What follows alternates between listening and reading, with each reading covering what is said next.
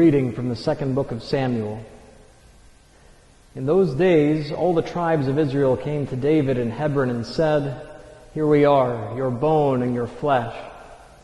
In days past, when Saul was our king, it was you who led the Israelites out and brought them back. And the Lord said to you, 'You shall shepherd my people Israel, and shall be commander of Israel.' When all the elders of Israel came to David in Hebron, King David made an agreement with them there before the Lord, and they anointed him king of Israel." The word of the Lord. They want a king. What do we want? In those days, you're an Israelite walking to Hebron with your family to see David. Your journey comes during difficult days at the end of a 7-year war, a war that was fought between David and Ishbaal, son of Saul, to determine who would be king over Israel.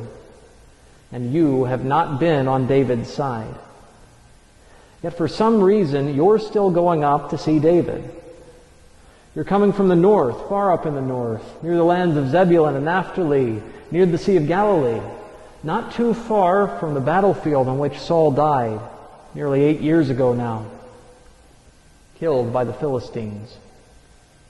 To make this trek, you and your family have traveled along the west bank of the Jordan. Reeds, trees, and grasses grow thickly and obscure the view on either side. Does it irk you that you're traveling the length of Israel and you can hardly see the land beyond the trees? I guess the roving enemies in the land can't see you either, and so the bad view is the price that you pay for the safety. But why are you going to Hebron at all? After walking 100 miles along the river, you've just passed the ruins of Jericho, memorial of Israel's first victory in the land, and you've left the river's bank to turn west over rocky, uneven ground. You'll continue on till you see Jerusalem, the Jebusite city on a hill. You'll give it a wide berth, turning southwest, traveling on to Hebron.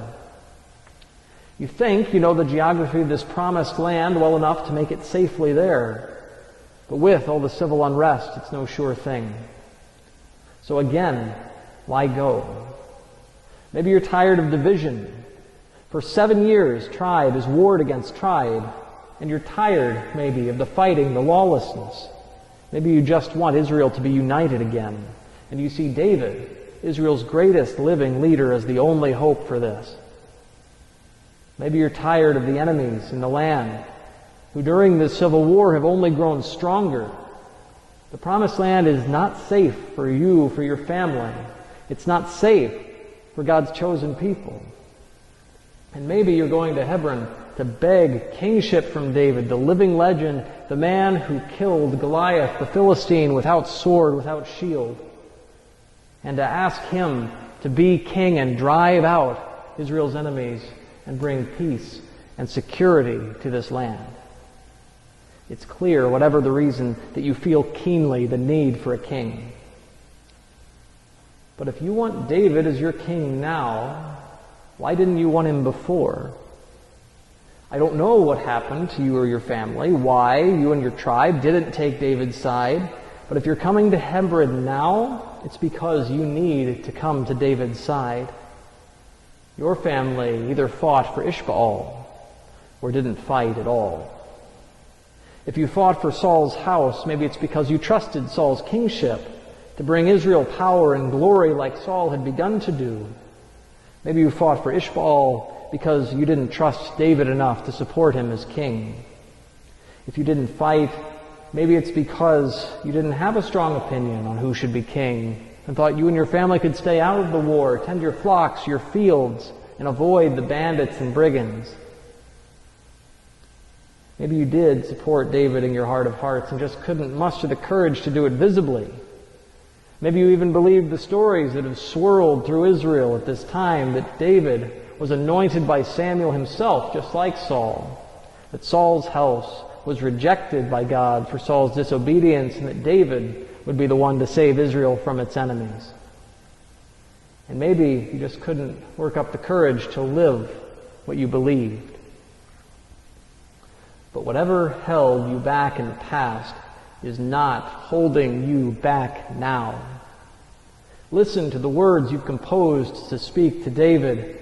Here we are, your bone and your flesh.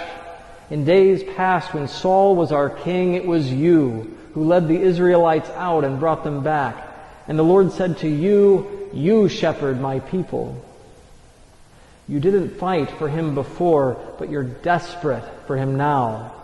The only thing on your mind as you walk to Hebron is a prayer that he will be your king. And let me tell you something that will ease your mind. David will welcome you and all Israel with open arms. He will not express any resentment at your late coming. He will be happy to have you in the fold.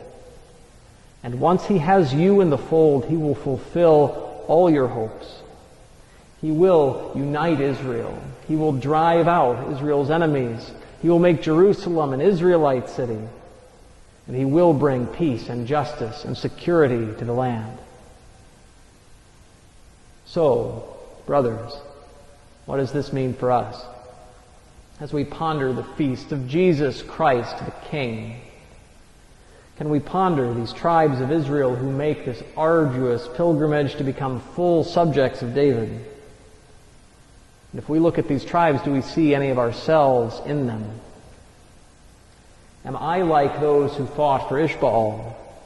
About what do I say? If I have this one thing, I'll be okay. And what do I do if my trust in this one thing is disappointed, broken, betrayed, fails to satisfy? Am I like those who didn't fight at all? Do I think I can be neutral in the world today with regard to good and evil? Can I be tricked into thinking that I'm not big enough to make a difference, that I'm too insignificant to matter? This feast proclaims something essential to the Christian message. This feast says Jesus longs to be our King. And if we come to him, even now, he will not turn us away, but welcome us with open arms.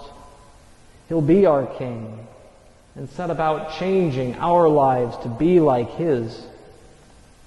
This feast tells us that he longs to drive away from human experience all enemies of human flourishing, abuse of power, violence, oppression, indifference, and on and on and on. And he longs to bring an end to division and unite us in himself. He longs to reign so as to bring justice and peace to our lives, to our families, to our society. Brothers, on this feast of Christ the King, remember that Israel wanted a king and they got one. And they were given more than they could have ever hoped for. On this feast day, what do we want? Dear